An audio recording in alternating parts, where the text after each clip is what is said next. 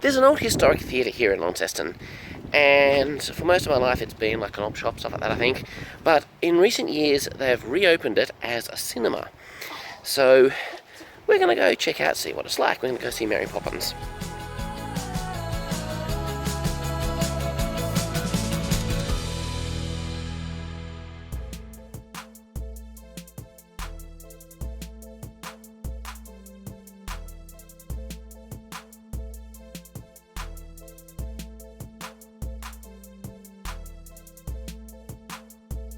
The Star Theatre is described as an Art Deco theatre and independent cinema in Launceston, Tasmania.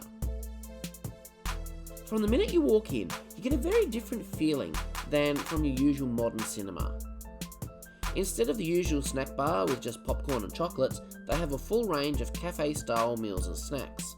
They have hot drinks, and they're also licensed to serve alcohol. Of course, you can still get popcorn if you like. The Star Theatre originally opened in 1937. In many ways, it was ahead of its time, such as its dimmable neon tube lighting and the auditorium that was designed to achieve the best possible acoustics. The Star Theatre ceased operations in 1969. The advent of television played a big part in this.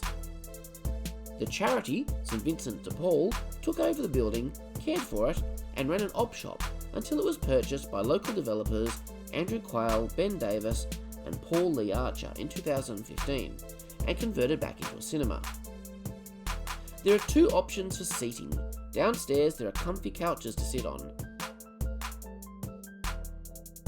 There's also tiered seating upstairs.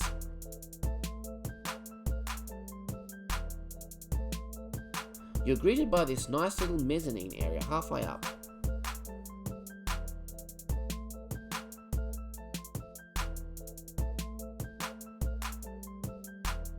The Star Theatre show a mixture of current blockbuster movies with little indie films and old classics that you may never have seen on the big screen before, or at least not for a long time.